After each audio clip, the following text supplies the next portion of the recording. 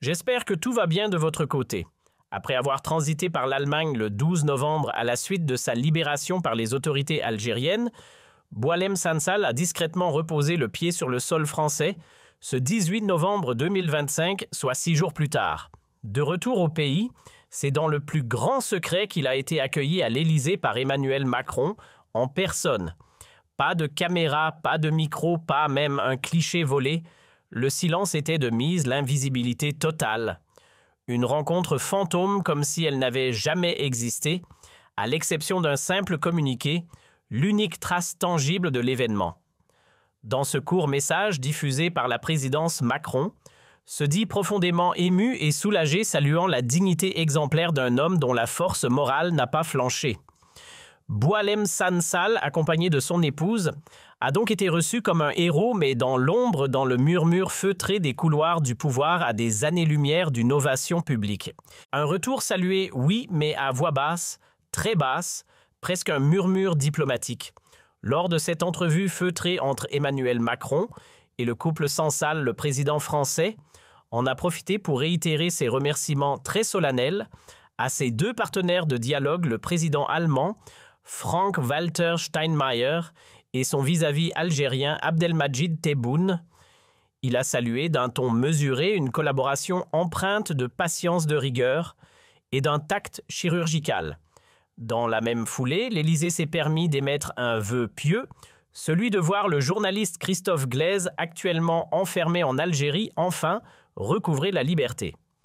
Nous poursuivons nos efforts, a sobrement précisé la présidence.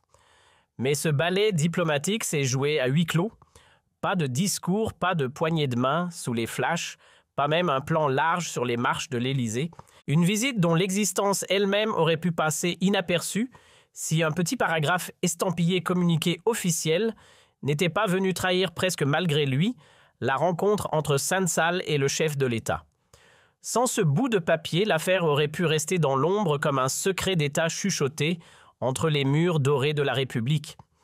Quand on remonte le fil des événements depuis l'expulsion de Boualem Sansal, il devient difficile d'ignorer une vérité amère, une vérité à double face. D'un côté, certains y verront un tournant salvateur. De l'autre, il faut bien le dire, un désastre national. L'image de l'Algérie autrefois fière a été mise en pièces. En France, ses intérêts ont été piétinés, bousculés sans ménagement. Et pendant que les élites diplomatiques s'affrontaient en coulisses, ce sont les Algériens, hommes et femmes, qui ont payé le prix fort pris en étau entre deux capitales. Mais attention, cette affaire n'est qu'un chapitre parmi d'autres dans le roman houleux des relations franco-algériennes. Un épisode marquant certes, mais pas le point de départ du drame. Le déraillement avait déjà commencé bien avant, dès que Paris a osé reconnaître la souveraineté du Maroc sur le Sahara occidental. Une décision prise à la fin juillet 2025 qui a agi comme une étincelle sur une poudrière diplomatique, l'affaire Sansal. Elle n'a surgi que le 16 novembre. Un acte 2 dans une pièce déjà bien entamée. Et le reste, hélas, n'a été qu'une succession de tensions à répétition. Parmi les nombreux chapitres tumultueux de cette crise, celui de Boualem Sansal s'impose comme un acte central. Mais il n'était pas seul en scène. En toile de fond, d'autres dossiers brûlants ont agité les coulisses franco-algériennes. On pense notamment à cette querelle autour des migrants algériens jugés à risque que Paris voulait expulser, mais qu'Alger s'est obstiné à ne pas reprendre une passe d'armes diplomatiques qui a laissé des traces. Il y eut aussi les tensions entre Bruno Retailleau et le pouvoir algérien, une opposition publique vive, presque personnelle. Et que dire de cette nébuleuse d'influenceurs enrôlés et formatés par le régime devenu soldats numériques d'une guerre sale, harcelés, traqués, terrorisés, les dissidents algériens réfugiés en France. Une campagne orchestrée avec méthode bruit et violence. Puis est venue l'affaire AMDZ, sombre dossier de rapt, de tentatives d'assassinat et de liens supposés avec un groupe classé terroriste, le fameux MLDZ. Ce scandale a ouvert la voie à une pluie de mandats d'arrêt internationaux, ciblant notamment un ancien diplomate de haut rang jadis numéro 2 de l'ambassade d'Algérie à Paris. En réponse à cette pression judiciaire et médiatique, le régime de Tebboune n'est pas resté sans voix, il a contre-attaqué, là où ça fait mal, en visant directement les intérêts économiques français sur le sol algérien. Un duel musclé à coups d'intimidation, de représailles et de silence calculé. Et ce n'était que le début. D'autres épisodes sont venus noircir ce feuilleton diplomatique déjà bien dense.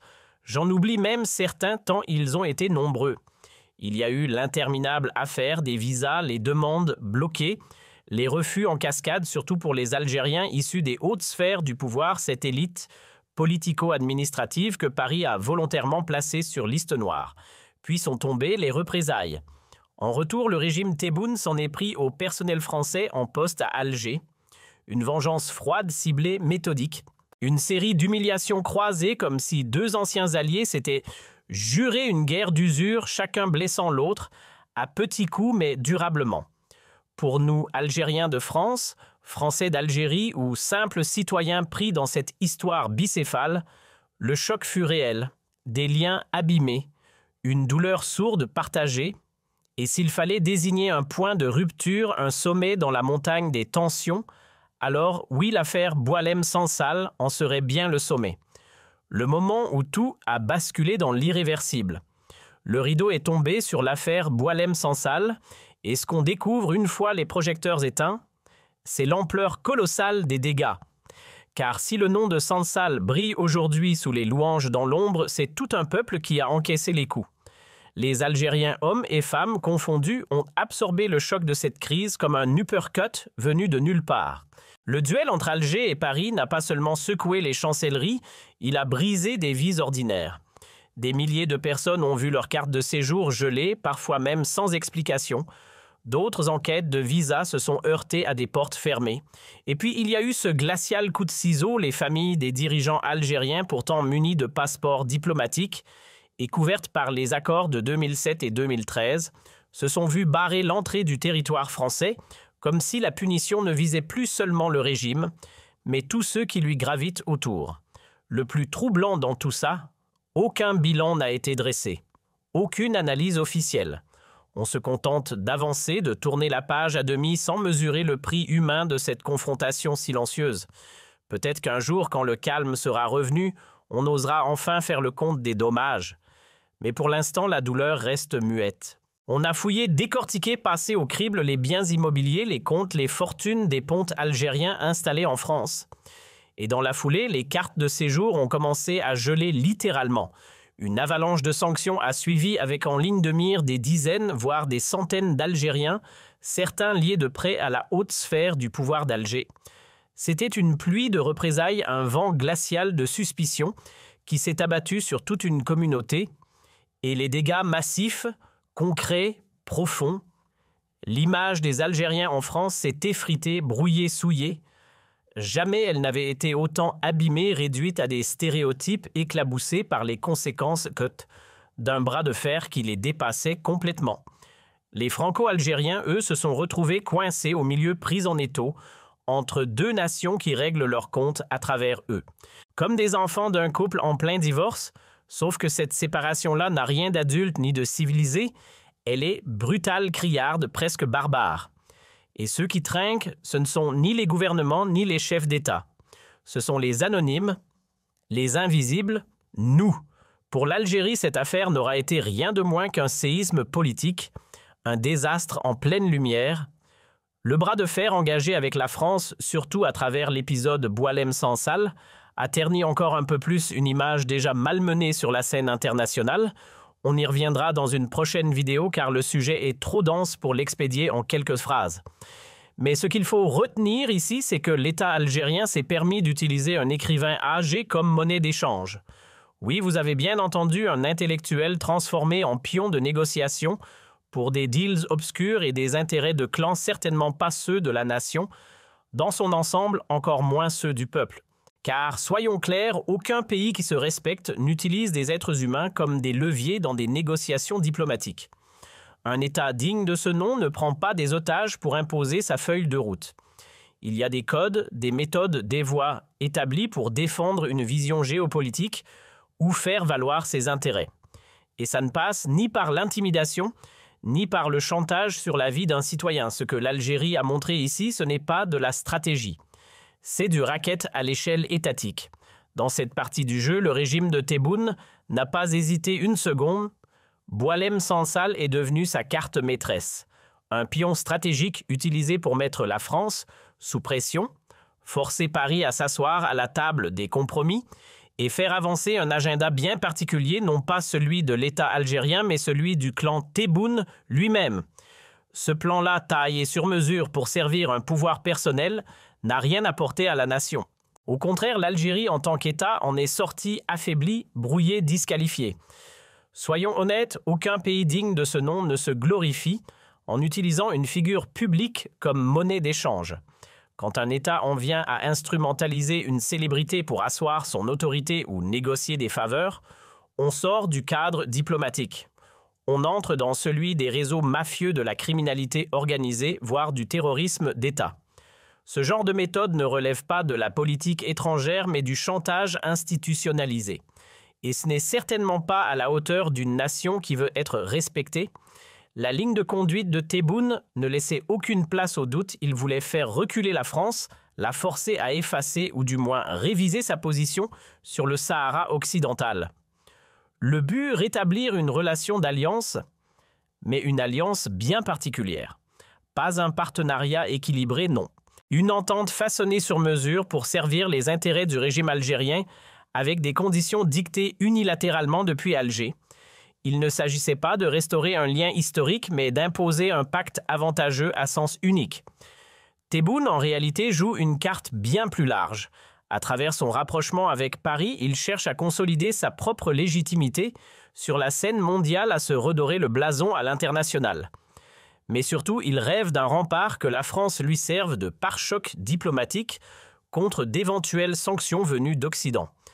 Car face à un régime militaire autoritaire dont le respect des libertés fondamentales est plus que douteux et dont les relations avec ses voisins frôlent la crise permanente, la pression pourrait bien venir de partout. Et dans ce contexte, Paris apparaît comme une ligne de défense idéale, voire la dernière. Voilà donc à quoi ressemblait le véritable plan de marche de Tebboune. Et même si l'affaire Boualem Sansal a laissé des traces profondes, abîmé l'image du pays et plongé l'Algérie dans une tempête diplomatique, on ne peut pas ignorer l'autre face du miroir. En vérité, cette crise lui a aussi servi de tremplin. Elle a consolidé son autorité, renforcé son emprise et lui a offert une posture de maître du jeu face à un partenaire aussi fragilisé que la France. Soyons honnêtes, peut-on vraiment dire qu'il a perdu ? Franchement, tout indique le contraire. Tebboune, en dépit des apparences, a su tirer les ficelles et c'est lui qui a imposé le tempo. Il n'a pas seulement résisté à la pression, il l'a retourné à son avantage. Et pendant que l'Algérie encaissait, lui consolidait son trône. Pourquoi ce retour de Bam Sansal s'est-il fait dans un quasi-murmure, aucun hasard là-dedans? Il fallait éviter de froisser Tebboune, surtout à ce moment critique. Car dans les coulisses, un autre enjeu brûlant attendait le cas Christophe Glaisse. Ce journaliste sportif toujours retenu en Algérie doit bientôt repasser devant la justice, le 3 décembre pour être exact. La France, elle marche sur des œufs. Les négociations sont souterraines, les mots pesés au milligramme. On garde le ton bas dans l'espoir d'arracher une libération prochaine. Christophe G, déjà condamné à 7 années supplémentaires, vit un cauchemar judiciaire depuis l'été 2025. Et l'Élysée, clairement, ne veut pas prendre le risque d'aggraver son sort en provoquant Alger. D'où ce balai silencieux, diplomatique, tendu comme un fil. Aujourd'hui encore, la France avance à pas feutrés comme si elle marchait sur des braises autour de Tebboune. Paris prend soin de ne pas heurter sa susceptibilité, d'éviter ses colères, ses bouderies, ses réactions imprévisibles. Car désormais, c'est clair, c'est lui qui tient la corde. Il suffit d'un froncement de sourcils du président algérien pour que l'Élysée ajuste le ton. Et cela, c'est un aveu d'échec. Une défaite non pas pour la personne de Tebboune, mais pour ce que représente l'Algérie. Un pays qui, autrefois respecté pour ses positions courageuses sur la scène internationale, voit aujourd'hui son image entachée par les manœuvres d'un régime qui confond fermeté avec intimidation. Car au fond, dans ce bras de fer qui est réellement sorti perdant. Si l'on regarde bien Tebboune, lui s'est plutôt bien tiré du piège. Sa posture autoritaire s'est consolidée et il a réussi à imposer sa logique au point d'amener la France à censurer jusqu'à la moindre image de la réception de Boualem Sansal. Oui, vous avez bien entendu. Une réception officielle honorifique mais tenue dans l'ombre pour ne surtout pas froisser Alger. Et c'est là qu'on comprend que Tebboune, dans ce jeu d'influence, ne se contente pas de jouer, il mène la danse. Boualem Sansal a passé exactement 7 jours en Allemagne. Pas 8, pas 10. Une semaine montre en main. Et ce n'était pas un hasard ni un choix médical. C'était une clause tacite du deal imposé par Tebboune, pas question, que Sansal remette les pieds en France avant le 18 novembre. Le message était clair, vous le récupérez, mais pas trop vite. Officiellement, on nous a parlé de soucis de santé, d'un état grave nécessitant une hospitalisation immédiate à Berlin. Mais sérieusement, une semaine d'hôpital pour une maladie sévère. Si son état avait été aussi critique qu'annoncé, il serait resté en soins bien plus longtemps. Et puis entre nous, ce n'est pas comme si la France manquait de cliniques pour accueillir un intellectuel en détresse. Non, soyons honnêtes, cette mise en quarantaine diplomatique, déguisée en pause médicale, c'est la preuve que la France s'est pliée aux exigences de Tebboune. Un signe de plus que dans ce bras de fer, c'est bien Alger qui a tenu le manche. Et Paris, elle a accepté les règles du jeu, sans broncher.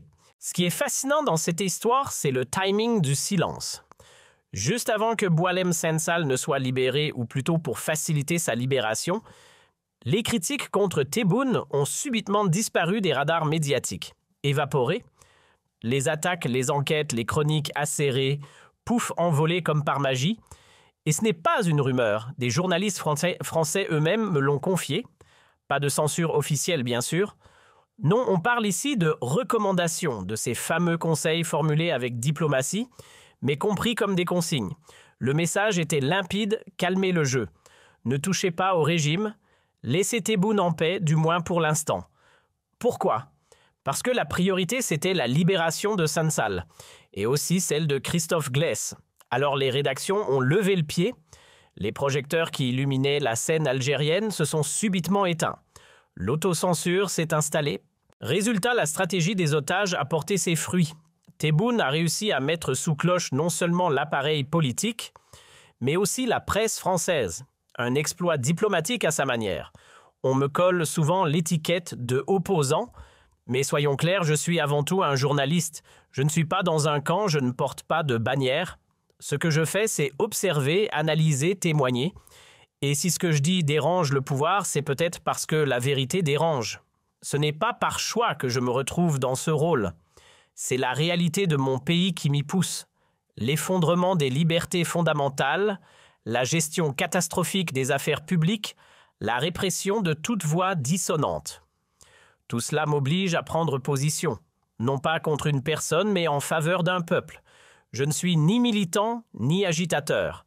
Je suis quelqu'un qui refuse de détourner le regard. Et avant d'être un critique, avant même d'être un journaliste, je suis un homme animé par une seule exigence, l'honnêteté intellectuelle. C'est elle et elle seule qui me pousse à dire les choses comme elles sont.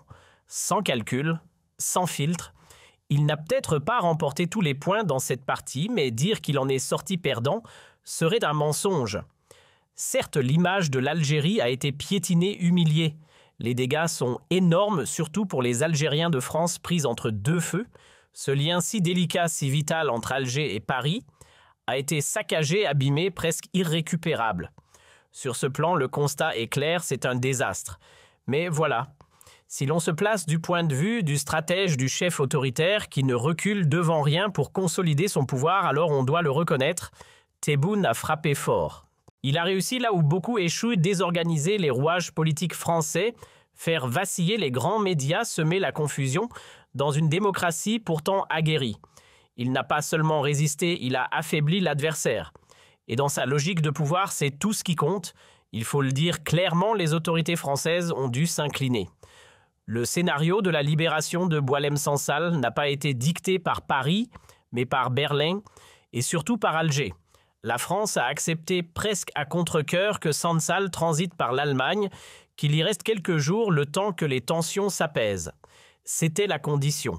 Une mise en scène diplomatique où la France, pourtant concernée au premier plan, a dû jouer les figurants. Le comité de soutien lui est resté d'un silence presque contraint. Un simple communiqué poli bref pour dire « merci » et saluer la famille. Et pourtant, ces gens-là se battent depuis plus d'1 an. Ils n'ont toujours pas pu échanger un mot avec Sansal. Aucun contact direct, aucune apparition publique, rien. Dès sa libération, Boualem Sansal a été pris en charge, escorté, transféré comme un passager classé sensible, géré d'abord par l'ambassade de France à Berlin, puis confié à des services spéciaux pour son retour discret à Paris. Son image, sa parole, son existence même, tout a été verrouillé. Aucune interview, aucune déclaration, aucun mot hors cadre. On dirait presque qu'on l'a libéré pour mieux le museler. C'est ce qu'on appelle une affaire sensible. Et quand je dis sensible, ce n'est pas à cause de Boualem Sansal lui-même, mais bien à cause des promesses faites en coulisses. Car oui, la France s'est engagée.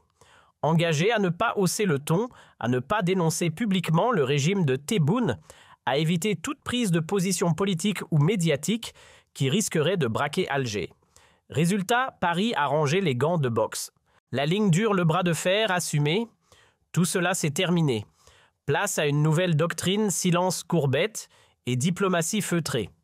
Parce qu'un mot de trop pourrait tout faire exploser. La France a donc changé de posture. Plus de confrontation, mais une attitude apaisée, presque bienveillante envers un régime qui, rappelons-le, détient toujours au moins un citoyen français, Christophe Glaise.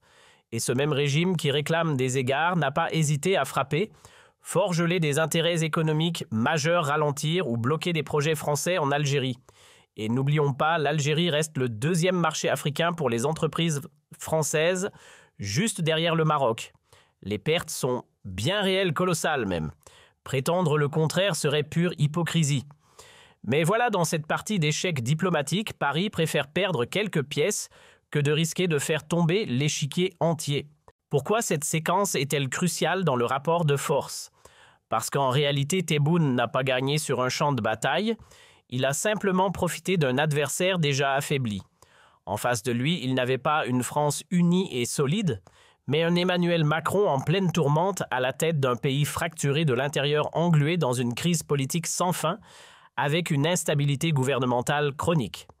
Les départs se sont succédés comme dans un feuilleton sans fin. 3 premiers ministres ont claqué la porte en série. Le 3e a été recyclé en 4e, ou disons plutôt qu'il est resté en poste faute de mieux dans une recomposition ministérielle qui sentait le bricolage de dernière minute. Quant à Bruno Retailleau qui jouait au franc-tireur appelant à une ligne dure contre Alger, le système l'a vite relégué sur la touche. Sa stratégie musclée face au régime algérien enterré, ses velléités de confrontation écartées. Bref, Tebboune a joué contre un pouvoir désorganisé et il a marqué. Il n'est plus là. Évincé, éjecté du gouvernement, et voilà la France plus divisée que jamais gouvernée par un Emmanuel Macron en fin de règne naviguant à vue dans un second mandat qui ressemble plus à un naufrage qu'à une conclusion en apothéose. Dans cette ambiance de déliquescence politique, Tebboune n'a pas eu à forcer. Il a juste tendu la main et la France fébrile a glissé dedans toute seule. L'instabilité chronique de l'exécutif français, les fractures internes, entre partis, les luttes d'ego au sommet de l'État. Tout cela a offert à Abdelmadjid Tebboune une opportunité en or. Il s'est engouffré dans la brèche et le voilà qui prend le dessus. Non seulement il a imposé son tempo, mais il a aussi réussi à faire plier sans tirer un coup une bonne partie de la classe politique française. Vous savez ce qui est drôle ou plutôt inquiétant? Même BFM TV, oui, la chaîne toujours prompte à sortir des scoops, avait une enquête prête. Une bombe journalistique sur le réseau des Z, soigneusement montée avec des témoignages venus de l'intérieur même du consulat d'Algérie à Créteil. Mais chut, on ne l'a jamais vue. Pourquoi? Parce qu'elle a été mise au placard, bouclée depuis 6 mois, programmée, puis purement et simplement étouffée. Et ce n'est pas un cas isolé. À part peut-être CNews, toutes les autres chaînes, BFM, LCI, TF1, France 2, y compris les chaînes publiques, ont soudainement adopté une sobriété monacale, les reportages dérangeants sur le régime algérien porté disparu, les critiques virulentes évaporées. Aujourd'hui, que ce soit Le Monde, l'AFP, les médias privés publics ou même ceux qui se disent indépendants, tous marchent sur des œufs quand il s'agit d'Alger. On est passé de l'enquête à la diplomatie du silence. Tout le monde baisse le ton. Prudence généralisée. Autrefois, les médias français n'hésitaient pas à sortir la sulfateuse verbale contre le régime algérien. Ce temps est révolu, disparu, volatilisé. Pourquoi ? Parce que Tebboune a débarqué dans le paysage avec une stratégie brutale à laquelle Paris n'était absolument pas préparé. Personne en France n'avait anticipé que le président algérien irait jusqu'à jouer la carte des otages. Et pourtant, il l'a fait, froidement, stratégiquement. Et ça a marché. Tebboune a démontré qu'il est prêt à enfermer des ressortissants français, à les utiliser comme monnaie d'échange pour tordre le bras à la République et l'obliger à revenir vers une position plus conciliante et surtout plus utile à ses propres desseins. Ce face-à-face déséquilibré entre une démocratie qui vacille, minée par ses querelles internes, et une dictature qui avance d'un pas sûr montre à quel point Paris semble à bout de souffle. En France, ça se dispute à gauche, ça s'effondre à droite et ça flotte au centre. Pendant ce temps, à Alger, Tebboune règne sans partage. Oui, quelques critiques murmurent encore dans les coulisses du régime. Mais ce sont des murmures sans conséquence, car le sort de ceux qui osent parler trop fort est vite réglé, censure, intimidation ou prison. À l'heure actuelle, ceux qui osent encore chatouiller Tebboune, ce sont quelques irréductibles exilés, oui, une poignée d'opposants éparpillés hors des frontières algériennes, tentent encore parfois de secouer un peu son piédestal. Mais soyons honnêtes, on est une goutte d'eau dans l'océan. Une minorité microscopique qui s'obstine à questionner sa légitimité à gratter le vernis de sa soi-disant crédibilité. Tebboune lui a surfé sur la tempête politique française comme un maître nageur en pleine forme, profitant du chaos institutionnel élections européennes en pagaille, assemblée dissoute, chefs de gouvernement défilant les uns après les autres. Il a vu la faille et s'y est engouffré pour s'imposer comme jamais. Et maintenant que BAM est enfin, libre, c'est vite dit, ce n'est pas la République qui l'a sorti de là. Ce n'est pas Paris qui l'a rapatrié. Et depuis son retour, silence total. Pas une déclaration, pas un mot contre le régime qui l'a retenu. Comme s'il était revenu, oui, mais muselé. Ce jeu-là pourrait bien s'étirer sur plusieurs mois encore. Car tant que Christophe Glaise reste derrière les barreaux, et franchement, je parierais qu'il y restera au moins jusqu'en 2026, il ne faut pas s'attendre à un miracle. Son audience en appel est prévue pour le 3 décembre, mais inutile de chercher un verdict ce jour-là. Il tombera au mieux à la toute fin décembre 2025, voire en tout début d'année suivante. Autrement dit, c'est pas pour demain. Tebboune lui sait que chaque jour qui passe joue pour lui. Il joue la montre, il savoure le tic-tac du calendrier diplomatique. Pourquoi s'en priverait-il ? En face, la France s'est montrée vulnérable, incapable de répondre à la stratégie du chantage à l'otage, une diplomatie de la patience toxique mais diablement efficace. Un face-à-face entre Tebboune et Macron est sur les rails censé se jouer lors du prochain G20 en Afrique du Sud. Rien d'officiel encore, mais les rumeurs en coulisses en parlent comme d'un rendez-vous déjà acté. Tebboune lui vise 2026 avec une obsession en tête, refermer ce chapitre tumultueux, sans trop y laisser de plume. L'enjeu pour lui, sauver la façade, éviter de passer pour celui qui a flanché. Comment renouer avec Paris sans que cela ne ressemble à un repli ou à une capitulation aux yeux de son opinion nationale ? C'est tout l'art de la mise en scène faire semblant de négocier sans jamais plier. Pour ça, Tebboune joue habilement avec les failles françaises, les querelles internes, l'instabilité politique et surtout l'essoufflement d'un Macron en fin de règne. Il impose son rythme, dicte l'agenda. Et Paris, pour l'instant, suit la musique. Je vous rends Bam Sensa, mais à une condition qu'il reste muet comme une tombe. Pas un mot ni contre moi, ni contre le pays, ni contre ceux qui le dirigent. Voilà en substance le deal. Et pour Christophe Glaise, sa libération viendra peut-être, mais uniquement lorsque la France aura montré patte blanche, plus de coups d'éclat, plus de tribunes acerbes, plus de fronts ouverts contre le pouvoir algérien. Ce n'est qu'à ce moment-là, et pas avant, que la question d'une normalisation pourra être évoquée à condition que cette normalisation suive les règles fixées par Tebboune lui-même. Est-ce qu'il a tout gagné ? Non. Est-ce qu'il a tout perdu ? Certainement pas. Il a surtout réussi l'exploit d'inverser les rôles aujourd'hui. C'est lui qui met la pression sur Paris, qui fixe les limites, qui fait taire. Une gifle diplomatique pour une démocratie comme la France, incapable de faire face à la stratégie brutale d'un régime autoritaire qui joue avec les vies humaines comme levier politique. Et c'est là qu'on découvre à quel point les démocraties, même aguerries, sont vulnérables quand elles se retrouvent prises dans les filets du chantage étatique.